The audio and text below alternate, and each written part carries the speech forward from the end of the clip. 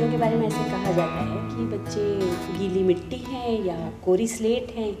और बड़ों से, चाहे वो शिक्षक हो, चाहे वो और आसपास में जो बड़े लोग हों, उनसे ये अपेक्षा की जाती है कि वे बच्चे को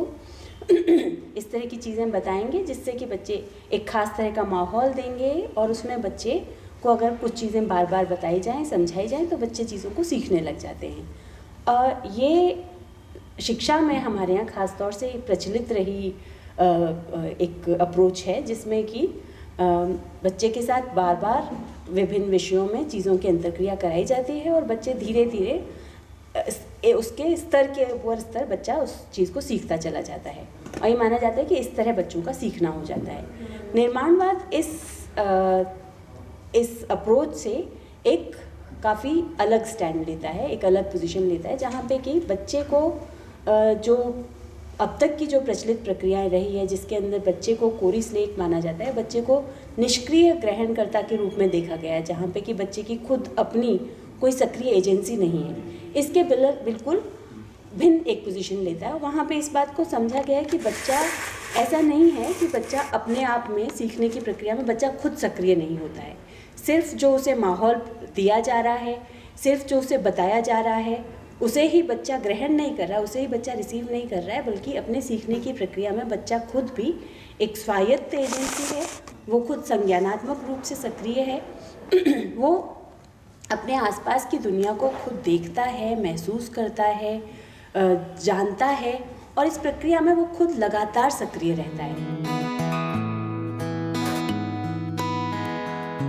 ये एक बहुत मेजर शिफ्ट है हमारे शिक्षा में, जो कि बच्चे की एजेंसी को अपने आप में उसको सीखने के रूप लिए सक्रिय व्यक्ति के रूप में देखना शुरू करता है।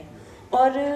इस प्रक्रिया में जब हम बच्चे को देखते हैं, बच्चे की सक्रिय संज्ञानात्मक इकाई के रूप में जब बच्चे को देखना शुरू करते हैं, तो फिर उसको अलग अलग मनोवैज्ञानिकों ने उसको कई तरह से समझने की कोशिश की है, और जिसमें पियाजे का काफ़ी प्रोमिनेंट नाम आता है। तो उसमें बच्चों के सीखने को बच्चों की उम्र के अनुरूप विभिन्न स्टेजेस में डिवाइड करके उन्होंने समझाने की कोशिश की है कि भाई बच्चा जब सीखता है, तो बच्चा जब पैदा होता है, यहाँ तक कि ये भी कहा जाता है कि बच्चा अपने माँ के गर्भ में भी सक्रिय होता है, और उस वक्त में भी उसे जो इनपुट मिल रहे होते हैं वो उसके सीखने की प्रक्रिया पे असर डाल रहे होते हैं। तो इस प्रक्रिया में जब हम बच्चे को देखते हैं, तो बच्चा जब पैदा हुआ है तब से वो हो सकता है कि शुरुआत में उसके सारे सेंसेस काम नहीं कर रहे हों, लेकिन वो देख पाता है, देखने के सेंसेस उसके धीरे धीरे डेवलप होते हैं। तो वो अपने सेंसेस के थ्रू, चाहे वो जब छोटे बच्चे होते हैं तो वो चीज़ों को सक करते हैं, तो वो सक करके चीज़ों को जान रहे होते हैं। इसी तरह से वो अपने हाथों से पकड़ के चीज़ों को जान रहे होते हैं। तो ये एक वो आरंभिक स्टेज है जिसके अंदर कि बच्चा अपने इंद्रिय बोध के ज़रिए अपने आसपास की दुनिया के बारे में एक समझ बना रहा होता है। और ये जो बच्चा है, ये संज्ञानात्मक रूप से सक्रिय बच्चा है। ये बच्चा, ये हो सकता है कि आरंभिक स्तर पे वो किन चीज़ों को सीख रहा है, उस वक्त में वो चीज़ों को देखना, छूना, महसूस करना, इस तरह से सीख रहा है। लेकिन 1 से 2 साल की उम्र तक होते होते हम देखते हैं कि बच्चा अपने आप अपने परिवेश से बहुत सारी बातें सीख जाता है, वो बहुत सारे लोगों को, बहुत सारी चीज़ों को पहचानना सीख जाता है।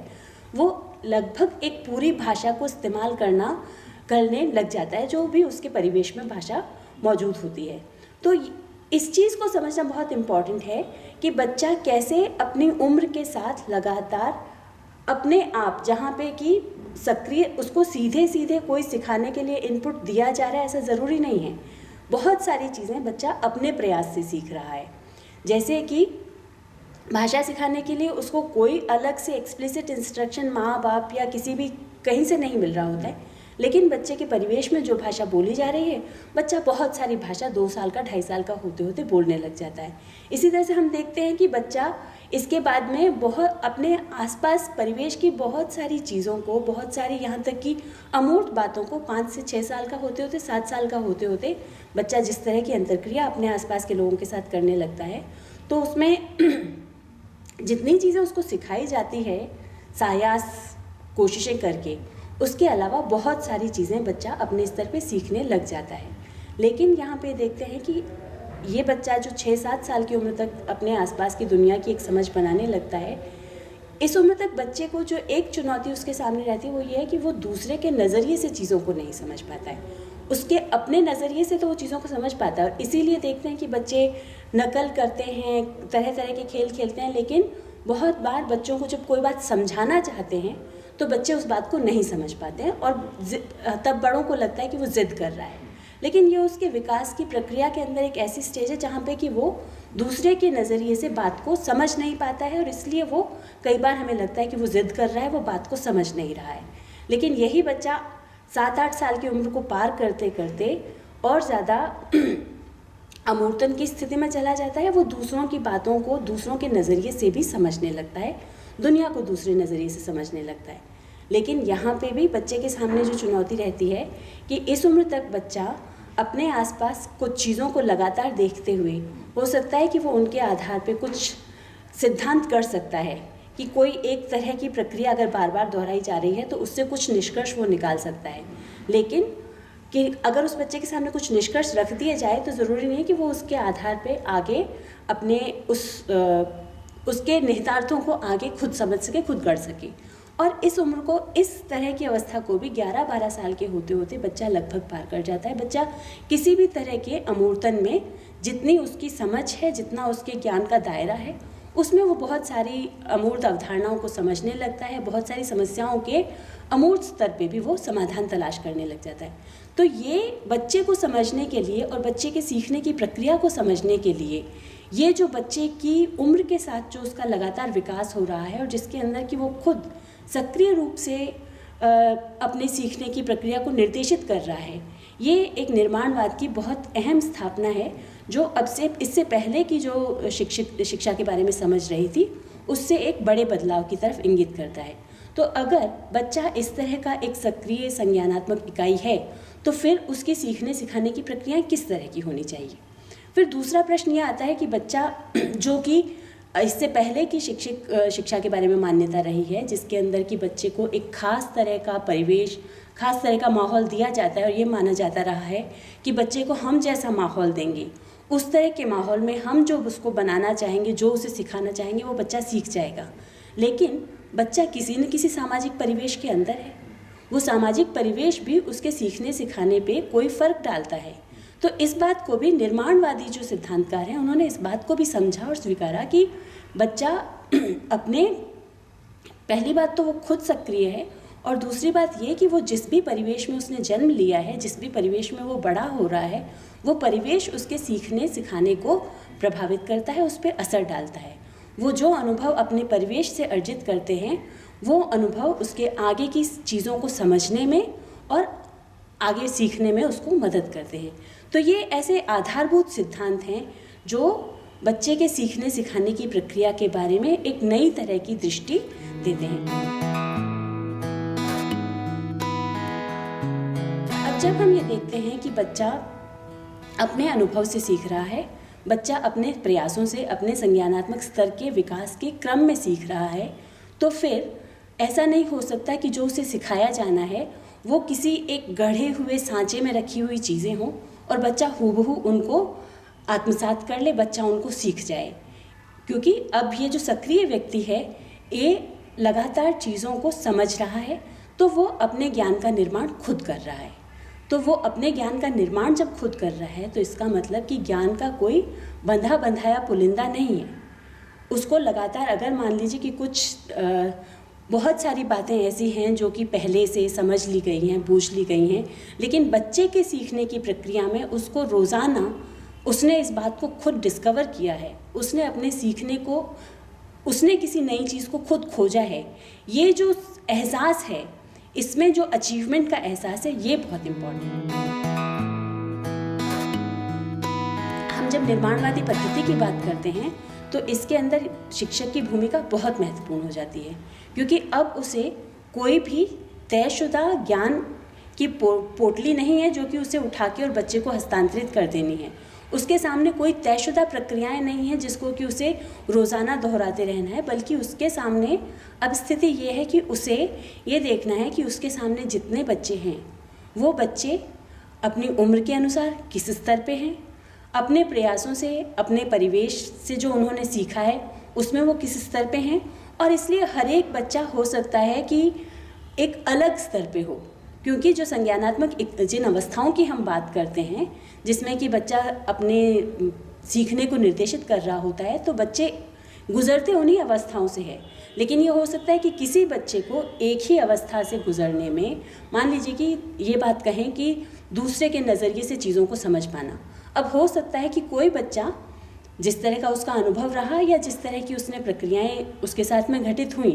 कोई बच्चा 6 साल की उम्र में भी दूसरे के नज़रिए से चीज़ों को समझने की कुछ कोशिश करने लगे, लेकिन इसी के बरक्स ये संभव है कि किसी और बच्चे को 8 या 9 साल लग जाए, लेकिन हर एक बच्चा इसी क्रम से इन प्रक्रियाओं से गुजरेगा। तो शिक्षक के लिए ये जानना महत्वपूर्ण है कि फलां बच्चा